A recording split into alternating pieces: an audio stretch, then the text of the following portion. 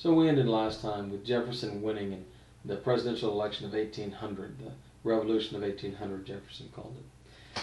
So let's talk about America under Jefferson. Jefferson had a vision of a country of independent farmers. They were called yeoman farmers, was the term at the time, who would educate themselves and hopefully make wise choices in choosing leaders. And this kind of middle class, you might call it, although nobody would have called it that back then, would be the backbone of the country. And he believed it would be a republic of virtue, these wise, educated, independent farmers. It doesn't work out that way, of course. Technology is going to come along and dramatically change farming and manufacturing and how we make a living in general. And the world essentially evolves away from Jefferson's dream, but that was his vision. Educated citizens are essential to this idea of a wise republic. I mean, how are you going to make good choices about who to vote for, what policies to support, if you're not educated? The Democratic Republicans, that was Jefferson's party, just to make it confusing for students later, dreamed of a nationwide system of free public schools, for white males anyway. But this wasn't going to happen. The country was not ready to embrace this. The states weren't ready to fund this, and the federal government at the time didn't have the power to do it. And so education remains pretty exclusively private and for the richest people in America. In the South and the middle colonies, education is largely religious. That is to say, it's done through churches. The Northeast does have some non-religious or secular schools, Andover and Exeter are two of the first of these, for example. Schools tend to have an aristocratic worldview. They cater to the rich, and they kind of teach about the world from the point of view of the wealthy. There's very few schools for the poor, and those that do exist are of inferior quality. Women are not educated. There does develop this idea of the Republican mother. And the Republican mother is a housewife who has to know enough to help her male children. And since virtually all women had lots of kids and several were male, there did develop this idea that women should have some degree of education, but really just enough to maybe help somebody in elementary school do their homework. In 1789, Massachusetts goes so far as to make a rule saying that women have to be admitted to public schools, and some other states actually follow this. But a woman's education is strictly for her to help the male children in the house. There's also a movement to educate the Native Americans, and when I say educate, I mean teach them how to be white, and to proselytize them, to turn them into Christians. These are small and meet with varying effect, but there's no attempt at all to educate blacks. There are 9 universities in America in 1776 and 22 in 1800, so we do see a rapid period of expansion of universities. None of them are funded with government money. They are all private. And only 1 in 1,000 white men go to any college at all. So colleges are exclusively for the wealthy, and even there it's fairly elite, fairly rare for somebody to attend, or even more rare for somebody to graduate from a college. The first medical school in America is Penn, or the University of Pennsylvania. American doctors try to start using science in medicine, but the public actually rejects this. The public is very used to their old kind of household remedies. Medical schools also use cadavers to learn. You know, they cut up dead bodies, as you know. And this upsets a lot of people. That was a fairly new idea, and it was very disturbing for many people. The movement for sanitation also encounters a lot of resistance. The idea that we have to disinfect things is new, and people don't understand germs. And so while there are doctors who are arguing for it, they don't understand why it's necessary. They've just noticed that dirty instruments tend to lead to infection. But that movement's pretty much rejected at this time. Doctors are often more dangerous than the disease that you have. For example, you may go to the doctor for a relatively minor problem like a cold, and the doctor may decide you need to get bled, and the bleeding could kill you, or it could lead to an infection that could kill you. Some people believe, this is disputed, that George Washington ultimately died from being bled for a more minor illness. Doctors also begin to take over childbirth, which has always been the job of midwives before. But the poor can't afford doctors. And so what ends up happening is midwives get driven out of business, is that people begin to consider this a job for an educated person. And the poor people can't afford the doctors, and so we actually begin to see a severe decrease in the amount of medical care available for the poor, for regular people.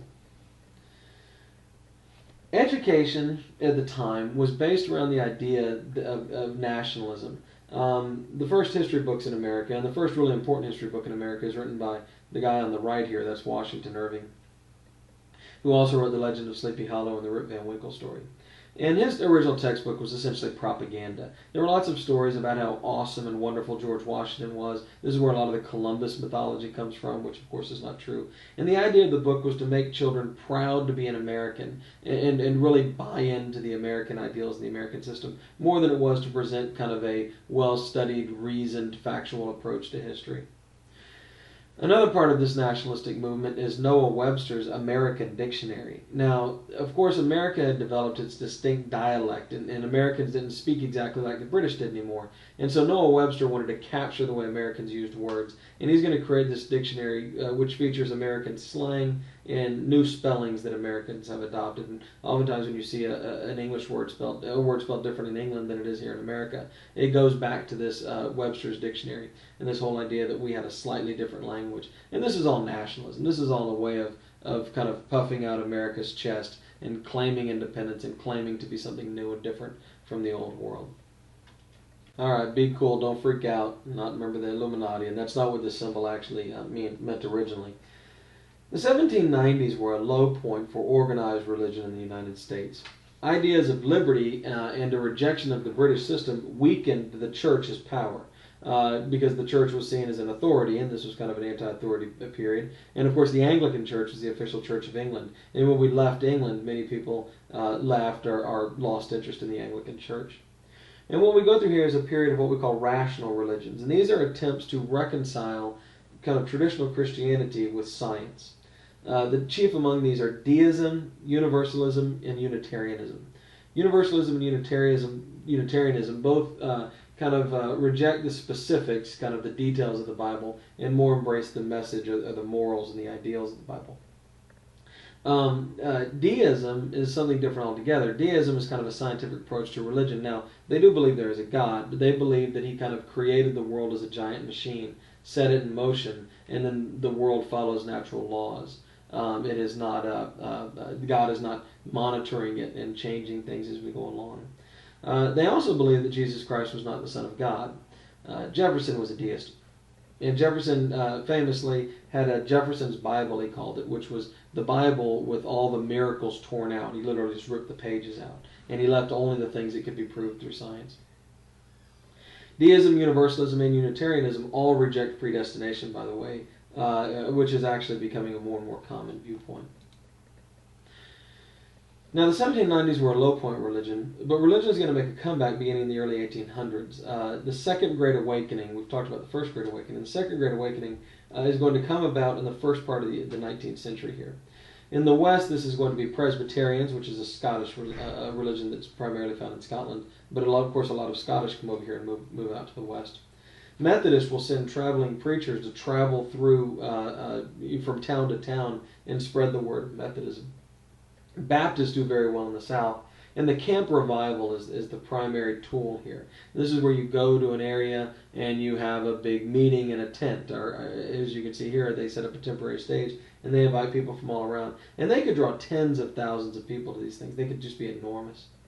They rejected the Enlightenment. They rejected the turn to science. And these people were calling for people to embrace Jesus, reject the rationality of the Enlightenment movement. They called for an active piety, not a passive religion like, oh, I go to church on Sunday, but that's about it. They believe people should be involved in religious activity every day.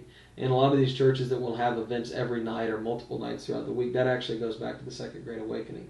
They believe that you should be engaged actively in charity and charitable organizations as a way of showing your belief in God. They also reject predestination, and they replace it by ideas about works and faith. Now, what I mean by that is you have to accept Jesus as your personal Savior, according to the Second Great Awakening preachers. And you had to do good works to get in, to find salvation. This largely appealed to women, who, of course, found themselves powerless in society and were really attracted to this message that by being charitable and giving, they could find salvation. And it launched a lot of charity organizations. And in fact, we're going to look at the coming decades. A lot of the social change in society is going to come out of the Second Great Awakening and these ideals of doing good works on a daily basis. Their initial targets are the orphans and the poor, and they're going to benefit from this greatly as people see an easy way to do good works and be a good person is to help out orphans and the poor. Some revivals are open to blacks. And there's actually large groups of black preachers who come out of this movement who become community leaders. And black preachers will continue to be community leaders in many cases right up to the present day. Presbyterians and Baptists convert Southern Native Americans. A Native American named Handsome Lake, who was struggling with alcoholism, will give up drinking, embrace Christianity, claim that that's what gave him the power to give up drinking, and will go around traveling to around the Native Americans and urging them to give up the white man's vices like drinking, and return to their Native American lifestyle, but with Christianity as Christians. And so that's kind of an interesting element of this whole movement.